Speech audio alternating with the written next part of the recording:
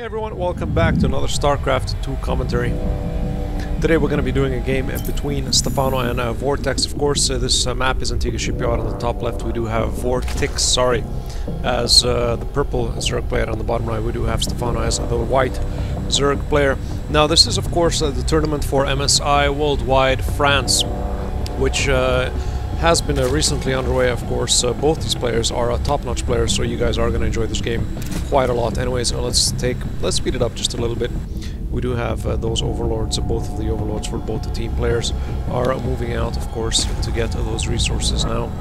Both players, of course, heavily joining up. We do have 3-3. It's pretty ironic to see that the production tab for both these players is pretty much on par with each other, so it's pretty ironic to see that. We do finally have the second hatchery early up for StarCraft, while VortiX is just a little bit behind. He is finally sending out, so that hatchery is a little bit behind. We do have the spawning pool as well for VortiX being completed.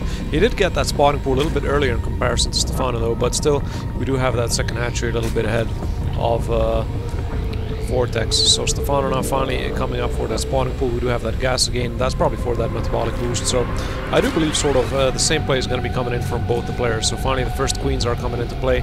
So we should finally see that creep tumor, creep spread by those tumors. Of course we do have those overlords being thrown all around the place. Two Zerglings of course moving down just to be sure where that base of StarCraft is. Does StarCraft have anything to counterattack? Yeah, he just have finally those two Zerglings, so they're going to be chasing him away. They're going to be playing a little bit of catch. And that's pretty much it. VortiX is going to be retreating with those Zerglings, and so far it's pretty quiet on both the sides. Of course, both players are busy upgrading. StarCraft again a little bit ahead in terms of upgrades, and his second base did come up ahead. So if we do take a look at the units, we do have StarCraft with 25 drones in comparison, 25 to 25 though, but his actual production is a little bit ahead. These Zerglings are pretty much going to drop. He's trying to get in to scout out the actual main base VortiX. Finally he does manage to sneak in with those Zerglings, and he does see that the second gas isn't up, so he does have of course clear idea exactly what StarCraft is going to do, and they should hopefully drop. I'm not sure if they will drop or not. Yeah, they did drop, so that's pretty much it. Of course StarCraft is going to retaliate. He is sending 6 Zerglings now to, you can say, respond to that sort of mini harass, mini scout out by VortiX. A Bailing Lust is coming up, so we're going to have Bailings and that Spinecaller. Spinecaller is probably going to come a little bit too late into play, unfortunately. That should have came up a little bit earlier, but we do have those Zerglings now, and that queen there as well. So is he going to be going for that Spinecaller? No, he's hopefully going to go in directly for the production island. Yes, he is. He is going in for those drones. Is he going to manage to drop at least one of these drones or not? This is the question. Again, a couple of more Zerglings into play just to cause a little bit of chaos. And now he is going for those drones. Drones being pulled off, hopefully the line. VortiX does pull him off, decides to move him back in. He's going in for the queen. Bailing's moving in. Bailing's unfortunately still can't really move pretty quick though. Unfortunately, they don't have that upgrade. Now, most of the Zerglings did drop. Finally, Spinecaller is online, and finally VortiX did manage to take the upper end in terms of this small little harass, though. But he did kill, I do believe, a few units. So we do have 6 units killed in terms to 18 by StarCraft. So far, so good by both players. If we do look at actually the resources, it is pretty much equal, though. So, not really such a big deal. Of course, the Spinecaller is being moved forward to get that frontal wall, and finally we do have a little bit of counteract by VortiX. He's moving, of course, with finally those 4 Bailings, and it's time will tell exactly what's going to be happening. 2 Bailings, of course, counteracting those. A lot of Zerglings in play. Bailings are going to bust, and that's pretty much it for VortiX. VortiX moving down into the production line as well. StarCraft pulling off the probes, and now he's going in for the actual main building. He's going in for the actual queen. Queen's going to drop pretty much. That was a very nice round by the Zerglings, and he is going now for the main production line. 7 Zerglings into play, and he did pull him off again. Those Bailings are pretty much doing a nice defensive position for StarCraft. He is again moving from one base to the other. Again, StarCraft pulls him off the line. We do have that queen in play. Still productions are going on for both the teams. We do have the Spire for StarCraft, so hopefully we're going to see some mutalisks. That will give him pretty much a good advantage in terms of air advantage. Are we going to have any more Zerglings? No Zerglings for VortiX. VortiX is pretty much going to take this. He's pretty much going to be able to take and do as much damage as possible. Finally, StarCraft does manage to push off those Zerglings. A couple of Bailings moving into play. Will he be able to at least spot them out? I do believe that Spinecaller will pretty much push that Bailing from doing anything. So he did retreat with those Bailings. He doesn't want to lose those Bailings. But let's see what's going to happen there. I don't know why I did confuse it for VortiX instead of StarCraft's.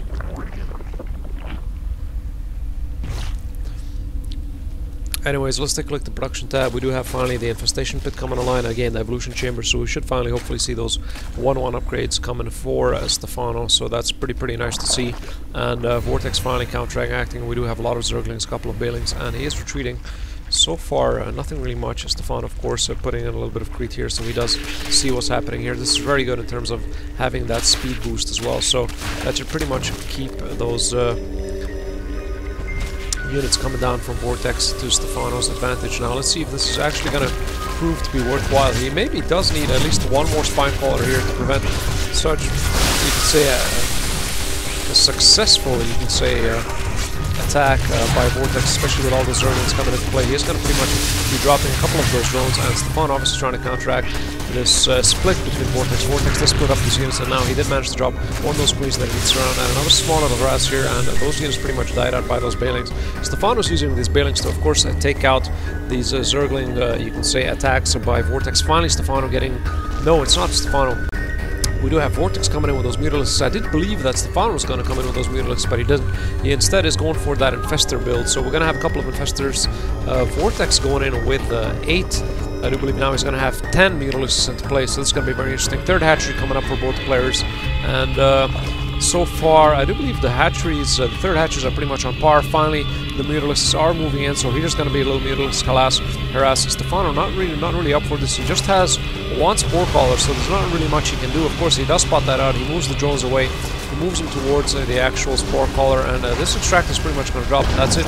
Infestor's moving in, hopefully going to place down a fungal, and fungal did place down. Not really much damage there. Another fungal is being placed down, so these infestors are going to keep these mutalisks at bay. And finally, the mutalisks are going to attack those infestors, and that's pretty much it. One of the infestors did drop, and another infestor did drop, so there's not really much you can do. These infestors don't have enough energy to actually push back these mutalisks. So again, a little bit of mismicro by Stephano. I don't know why he's keeping the infestor there, though. He should have moved the infestor back in general, as he doesn't really have enough energy to do anything. This infestor's done, and that's pretty much it. Very nice play by VortiX. He did push off all the infestors by Stephano. Of course, we do have the central map here. We do have one spine caller, one spore caller, and a couple of units just to be sure that no push is coming. Of course, the center map is coming down for VortiX. VortiX moving down those mutalisks, and again we do have another harass for the third base. And here come all those Zerglings. Zerglings are going to be going for that hatchery.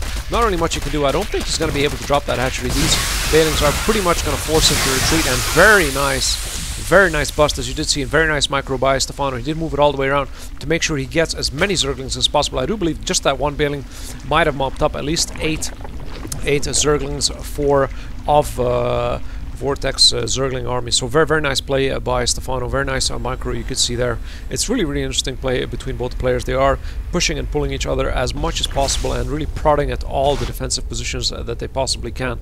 Let's just take a sweep look at the actual bases.